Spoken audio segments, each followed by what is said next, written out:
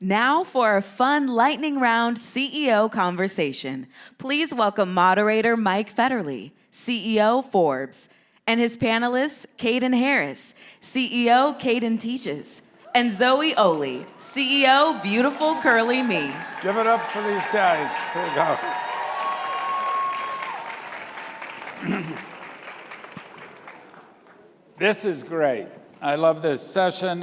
Who is the next tycoon? And in my role as CEO of Forbes, I get to meet a lot of entrepreneurs over the years and get to interview them, meet them at different events. And when I was asked, would you like to interview two entrepreneurs when we're at ForbesBLK, I assumed they were 25, 30, maybe even 40, who knows? And when I met these two, I was just blown away. And as a look into the future, I'd say our future is good. So let me do brief introductions, and then I'm going to really get to questions for you guys. Caden Harris here is CEO of Caden Teaches. Started his first company at the age of 7, wrote a book at the age of 8, and he graduated high school at 13. 13, come on. And Zoe Oli, CEO of Beautiful Curly Me, founded her company 5 years ago, which I think would put you at 7 years old as well.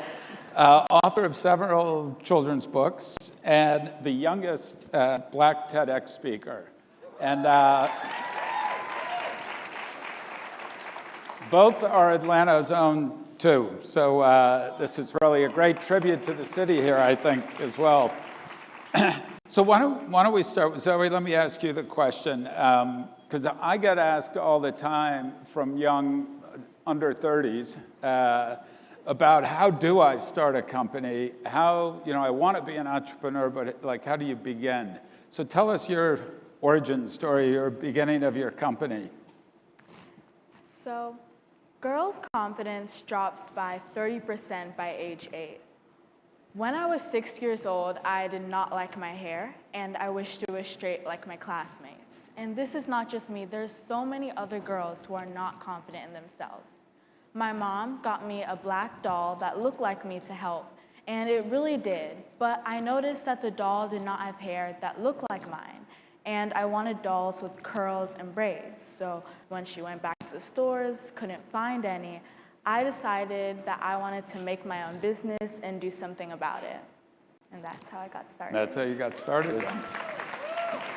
And Caden, your story, how'd you start at 7 years old? I was barely reading or walking or whatever. What were you doing at 7 that made you start a company? Well, I would always go to business meetings with my dad, and at that point I didn't understand what financial literacy was, and I would always hear them talking about it. So I decided to take it upon myself and learn about it so that I could teach it to kids in a way that they could understand. And I really didn't think that my journey would lead me to this point, sitting down on a Forbes stage speaking to the CEO. I mean, life is awesome. And when I say that, I really do mean it, because I actually had a speech impediment until the age of 5, so I couldn't speak until I was 5 years old. So I would leave off the beginning and end off of words. And I had to go through years of speech therapy to eventually prevail and be able to take grand stages like being here at Forbes, the Disney Dreamers Academy, and I recently even spoke at the White House. Oh my. I don't know what you're feeding the kids down here in Atlanta, but now you spoke at the White House, and I believe, Zoe, you just met Kamala Harris, our vice president. You guys are way beyond. This is incredible. But tell us a little bit about financial literacy is what your mission is around. So tell us how you're going about teaching financial literacy and who you're teaching it to. Well, I have my financial bus, which has a mock bank, mock grocery store, and mock stock exchange. So it teaches kids how to earn, save, budget, and invest in a fun and interactive way. So at the mock bank, they're able to learn how to deposit and withdraw their money. At the mock grocery store, they're able to learn how to have a family budget and what their parents go throughout the store, so they're not just taking stuff off the shelves and throwing it in the cart. The mock stock exchange, so that they can learn how to invest in stocks. and how great of an investment it really can be. And my curriculum, which I have, it teaches kids everything they need to know before they graduate high school. It's a middle school curriculum, so I'm looking to create a K through 12 curriculum and implement it into schools all around the world and even translate it so that kids all over the world can learn about financial literacy. Very cool. And I should tell you, I asked both Zoe and Caden backstage, these are really nice stories, but are your companies, do you make money? They both looked at me disdainfully, like, of course we make money, this is what it's about. So tell us exactly how you are making money. What is your business? So my company, Beautiful Curly Me, is a brand on a mission to inspire confidence in young Black and brown girls. And we do this through a line of beautiful Black dolls. I have written books, and we also have puzzles. And for every doll that is bought on my website, I give one to a young girl in need because I do not want any other girl to feel the way I felt. 7 out of 10 girls do not believe that they are good enough. And that, to me, is unacceptable. So I am working to change that.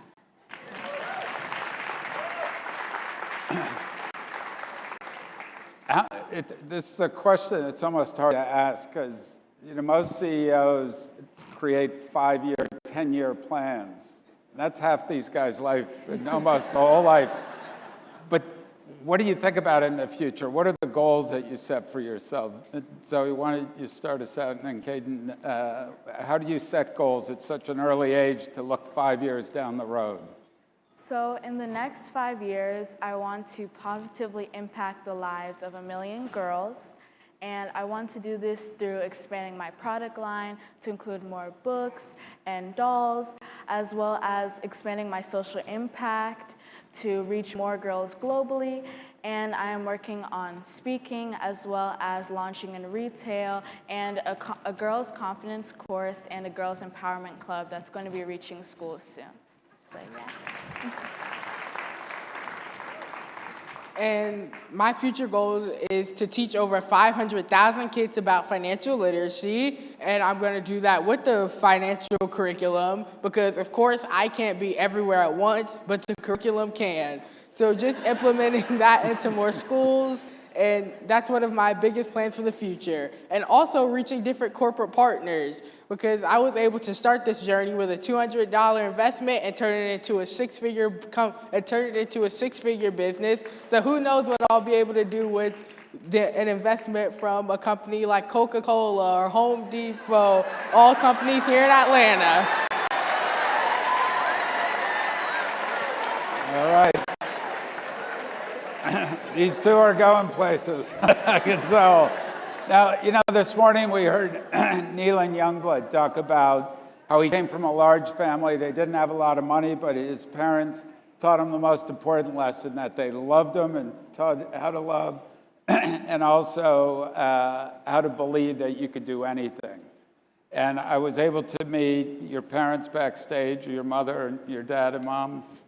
And what influence or how much was your family involved in the development, or did you just say at 6.5, I'm leaving, I'm going to start my own company? Well, my parents overall have been helping me along this journey this entire time. As I said, I got started with a $200 investment from my dad, and I would go to all these different business meetings, and he would always be the one to push me to go the extra mile. And my mom was always one of the creative geniuses behind it. She would always come up with these awesome ideas. And my dad, he's been my business manager, and we have a running joke that he's the business manager who can never be fired.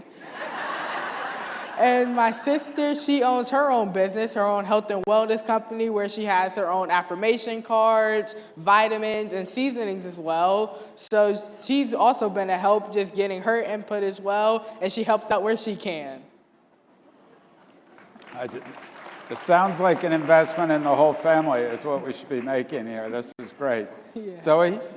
My mom has definitely been so instrumental to the growth of my company. I mean, from day one, even though it took her a while to believe I was serious about starting a company at 6, but She really helped me so much. She pushed me. Even when I'm at school or when I'm doing other things, she's always helping out. And really, she's just been my rock and really so amazing during the whole experience. How do you, we heard in the Barbie panel about you can't only make a product, you got to market it and sell it. How did you guys, how do you market and sell your product? I mean, that's a lot of experience goes into a lot of marketing in a lot of places. So I'm curious at such a young age how you do that. Well, one of the biggest ways I've been able to market my business is from media exposure. I've been featured on every single local news channel here in Atlanta. I've been on Good Morning America, The Today Show. So that's been one of the biggest things, just media coverage, because that drives a lot of people to my website and to book me for speaking, because a lot of events that I have had recently have come from Good Morning America. Media coverage, here we go. Zoe? I definitely agree. Media coverage has been great for me as well. Just word of mouth, email marketing, social media has been big. And just whenever I speak, I think a lot of things come from that. I gave a TEDx talk when I was 10, and that really helped. So just media, but also social media and word of mouth, yeah. And one other thing we're looking to implement in my company is SEO, which is search engine optimization, so that when you type in Caden Harris or Caden teaches a rich kid, you instantly see me.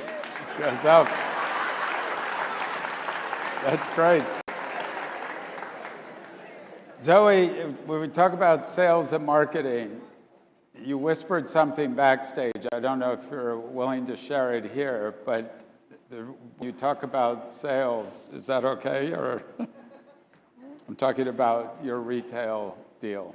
Oh, yes. Oh, so, yes. I mean, if you all can keep a secret, I am actually launching in retail next month in Target. So, yes. Both these folks are humble and very wonderful young people. And, you know, Target's that little small retailer you guys have heard of, right? That's such an accomplishment. That's incredible, I think.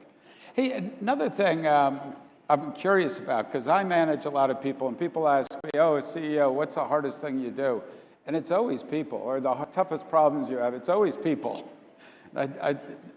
And when you have hundreds of people, it gets exponentially complicated and tough. But you manage older people in this case. Zoe, I know you're managing a lot of older people. Older, like even older than 20. So how do you do that at such a young age? Or how do you get the most out of people? At first, it was definitely intimidating, sitting on a call with all these adults. But I think just having confidence in myself and remembering that I am the CEO, I did earn this, and all of my team have been super supportive and instrumental during my journey, and it has been very, very lonely just being an entrepreneur. I'm sure there are entrepreneurs in the audience. That's part of the reason why I started Youth Mean Business, which is a growth accelerator for young entrepreneurs ages 11 to 17. Caden here was actually part of our first cohort. So we are helping kids that already have businesses to scale them by giving them access to community, content, and capital. Caden, we're out of time, but I'll give you the last word. How do you work with older people or motivate older people? Well, my dad always gave me the confidence to be who I am and to take grand stages, even with people that are older than me. He tells me that I belong in every room I go in, no matter who's in there, the celebrities or the great business people that may be in there, that I belong there. So I've been able to help by teaching them about financial literacy, teaching their kids about financial literacy. So I've always been confident in what it is that I do. With that, I will say I think our future is in good hands. So thank you very much, and thanks, guys. You're really impressive. And remember, if Caden can, you can too. If Caden can, you can.